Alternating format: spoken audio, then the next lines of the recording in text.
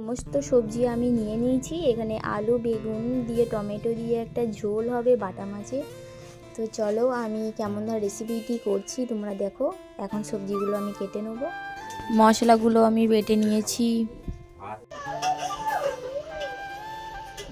সমস্ত সবজি আমি কেটে নিয়েছি। এখানে আলু টমেটো কাঁচা লঙ্কা ধনেপাতা কুচি পেঁয়াজ কুচি বেগুন। মাছটা ভালো করে আমি জল দিয়ে পরিষ্কার করে নেব। তোমরা ততক্ষণ ভিডিওটা দেখতে থাকো। আমি আগে থেকে নুন লেবু দিয়ে ভিজিয়ে রেখেছিলাম, এখন আমি হালকা হাতে পরিষ্কার করে নেব। তো মাছগুলো আমার ভালো করে খুব পরিষ্কার করা হয়ে গেছে। তো মাছে আমি হলুদ আর লবণ মিশিয়ে নেব, ভালো করে মাখিয়ে নেব। তারপরে দিয়ে নুন হলুদ আমার মাখানো কমপ্লিট হয়ে গেছে। কড়াই গরম হয়ে গেছে, মাছগুলো আমি একে একে দিয়ে দেবো।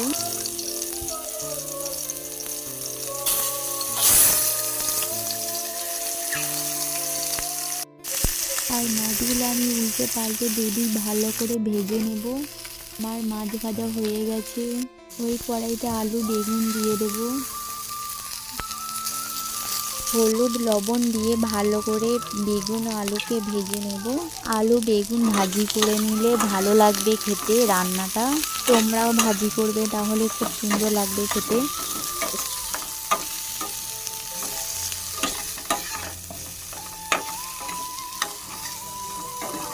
আমার লাল লাল করে আলু বেগুন ভাজা কমপ্লিট। এবার ওই কড়াইতে তেল দিয়ে দেবো। তেল গরম হয়ে আসলে আমি লঙ্কা জিরের ফোড়ন দিয়ে দেবো।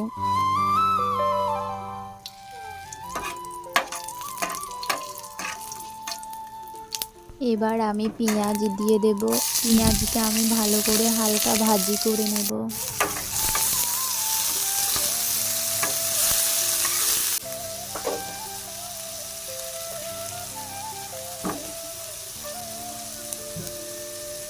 বন্ধুরা এর মাঝে একটু নুনও দিয়ে দিয়েছি, তাহলে নুন দিলে পেঁয়াজটা একটু নরম হয়ে আসবে।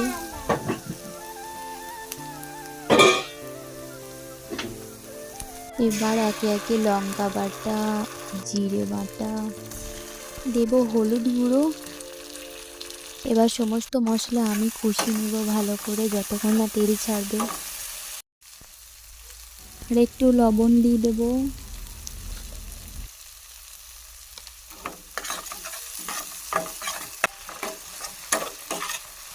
এরপর কুচি করা টমেটো দিয়ে দেবো।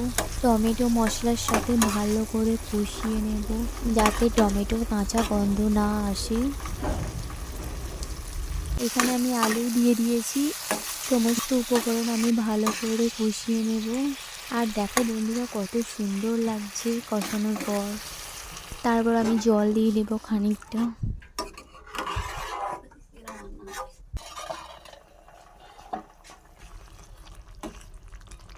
ঝোলটা খুব ভালো মতো ফুটে গেছে। এরপর আমি একে একে মাছগুলো দিয়ে দেব। আর বন্ধুরা আমি যে একটু থেমে থেমে কথা বলছি তাতে কিছু মনে করো না, কারণ আমি ফার্স্ট ব্লগ বানাই, আগে আমি ভিডিও বানাইনি, তো এটাই আমার নতুন, তাই তোমরা কিছু মনে করো না প্লিজ। এরপর ভেজে রাখা বেগুনগুলোও দিয়ে দেব। আর বন্ধুরা আমার ভিডিও যদি তোমাদের ভালো লাগে অবশ্যই একটা লাইক কমেন্ট করে দিও। আর ফেসবুক থেকে দেখে থাকলে আমার পেজটি ফলো করে দিও। আর আমার ভিডিও খারাপ হলেও কমেন্ট করো, ভালো হলেও কমেন্ট করো, এর মাধ্যমে আমি বুঝতে পারবো আমার কোনটা কি ভুল হচ্ছে না হচ্ছে। তো জানিও। এরপর চিড়ে রাখা কাঁচা লঙ্কাগুলোও দিয়ে দেবো।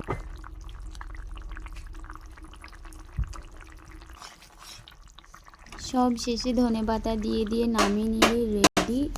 এই দেখো বন্ধুরা কত সুন্দর কালার এসছে। সো আমার ভিডিও যদি তোমাদের ভালো লাগে লাইক কমেন্ট করে দিও। তো আজকে এইটুকুনি, দেখা হবে পরবর্তী ভিডিওয়। চলো টাটা।